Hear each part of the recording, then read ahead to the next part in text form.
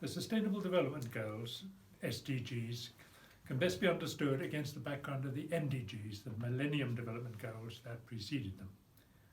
The MDGs were a set of 8 international development goals that were agreed by all countries of the world in the year 2000, relating to the period 2000 to 2015.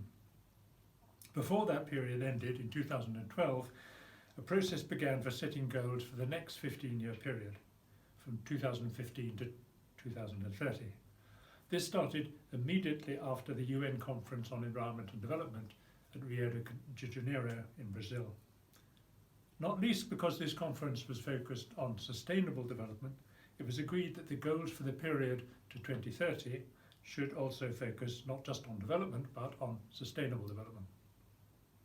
According to some measures, the extent to which the MDGs and goals and targets were achieved was in some cases quite considerable.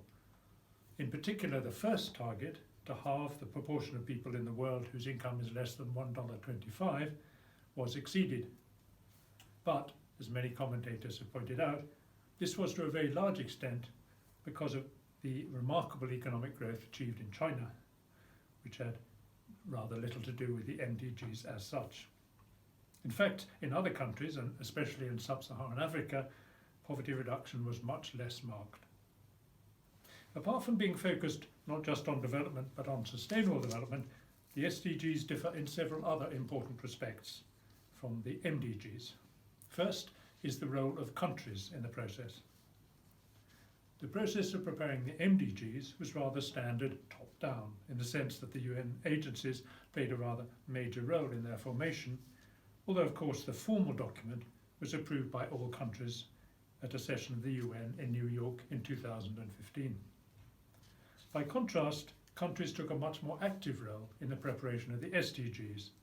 UN agencies were very heavily involved, but more in a supportive role. Second is the openness of the process. Civil society, business, researchers, everyone was invited to contribute suggestions and comments in a massive deliberative exercise, both online and through workshops, conferences, and so on. Third, the goals applied to all countries of the world.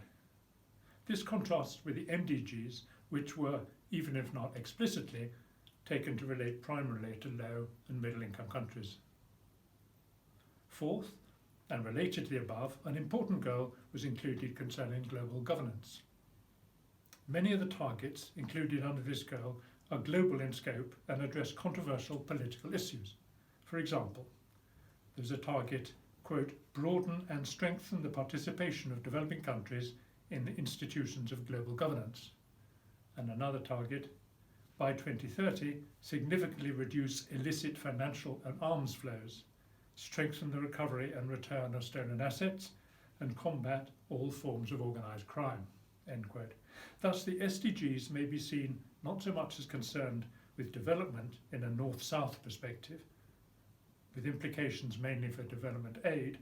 Rather, the SDGs are concerned with global public goods, promoting the well-being of the planet as a whole on the basis of shared but differentiated responsibility.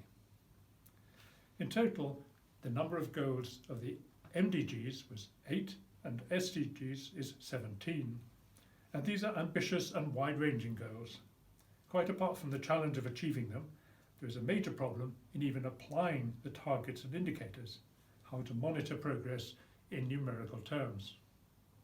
Despite this, it's hoped that the SDGs will serve to mobilize the efforts of all countries, rich and poor, and all sectors of society, individuals, businesses, governments, universities, the media, etc., in a common endeavour for the benefit of present and future generations.